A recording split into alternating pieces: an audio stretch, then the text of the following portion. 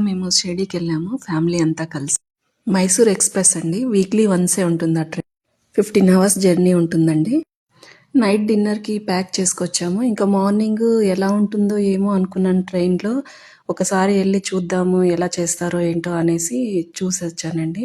Kitchen కూడా అంతా video తీశాను చూడండి. నీట్‌గానే చేశారు బానే. ఉప్మా, పోహ ఒక్కటే ఉండేదండి టిఫిన్, ఇంకేమీ లేదు. కానీ బానే ఉందండి, పర్వాలేదు, తినొచ్చు. వీళ్ళు మాకు ట్రైన్‌లో పరిచయం అయ్యారండి, ఫ్రెండ్స్ అయ్యారు. పోహ కూడా బానే ఉందండి టేస్ట్, చూశాను.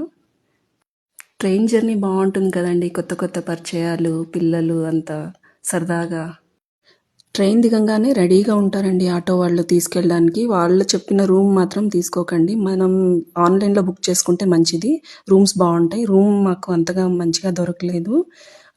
ఒకళ్ళు మాకు చెప్పారు, మీరు దర్శనంకి లేట్ అవుతుంది, ఫస్ట్ శనిసింగాపురంకి వెళ్ళరండి, అంత లోపల సాయంత్రం బాబా దర్శనం బాగవుతుంది. ఎందుకంటే నైట్కి మళ్ళీ మాకు రిటర్న్ ట్రైన్ ఉంది, మధ్యలో ఇంకా టైం సరిపోతుందనేసి అలా అని అనుకొని ఇంకా శనిసింగాపురంకి వెళ్ళాము. మధ్యలో ఒక శివాలయం టెంపుల్ వస్తే అక్కడ దర్శనం చేసుకున్నాము.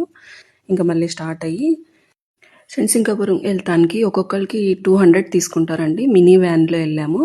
మధ్యలో చెరుకు రసం చూడండి ఇలా చేస్తున్నారు, అప్పట్లో చేసినట్టు.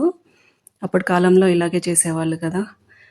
కానీ పాపం అనిపిస్తుందండి ఎద్దును అలా తిప్పుతూ ఉంటే ఎండలో. మొత్తం అక్కడంతా ఇవే ఉన్నాయండి చాలా. నేను చాలా మటుకు మిషన్లో చూశాను కానీ ఇది కొత్తగా ఉంది ఇక్కడ. జ్యూస్ వచ్చే లోపల మా పెద్దమ్మ ఉయ్యాలూగుతా ఉంది. జ్యూస్ రెడీ అయిపోయింది, ఇంకా తాగి మళ్ళీ బయలుదేరిపోయాము. ప్యూర్ బెల్లం కూడా దొరుకుతుందండి అక్కడ. అంతా బెల్లం ఫ్యాక్టరీలు ఎక్కువ ఉన్నాయి. ఇంకా శనిసింగాపురంకి వచ్చేసామండి. మమ్మల్ని తీసుకొచ్చిన వ్యాన్ వాళ్ళకి ఇక్కడ షాప్ వాళ్ళకి లింక్ ఉంటుందండి, కానీ మనం అక్కడ ఏమీ తీసుకోకూడదు. మాకేం తెలియదు కదా, 10 years బ్యాక్ చూశాను నేను. చాలా ఐటమ్స్ ఇచ్చేసాడు, ఏంటేంటో ఇచ్చాడండి. అంతా ఒక స్కామ్ లాగా అనిపించింది. అవి తీసుకెళ్ళి లోపల మళ్ళీ టెంపుల్లో ఒక ట్రేలో వేయించారు. దేవుడి దగ్గర కూడా వేయించలేదండి, సపరేట్ వేయించారు. అవి మళ్ళీ అమ్ముతారేమో అని అనిపించింది నాకు. మీరైతే జస్ట్ ఆయిల్ ఒకటే తీసుకెళ్ళండి దేవుడికి. ఆయిల్ వేయటానికి కూడా లోపలికి వెళ్ళాక దేవుడి దగ్గరికి వెళ్ళాలి అంటే మనం 500 టికెట్ తీసుకొని ఆయన దగ్గరికి వెళ్ళి మనం స్వయంగా వేయచ్చు మన చేతులతో.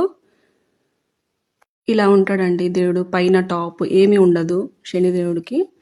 ఇలా వాన ఎండ అంతా ఆయన మీద పడతాయి. ఈ ఊర్లో బ్యాంకుకి కూడా డోర్లు లేవంటండి, ఇంటికి కూడా డోర్లు లేవంటండి. అంత పవర్ఫుల్ ఈయన.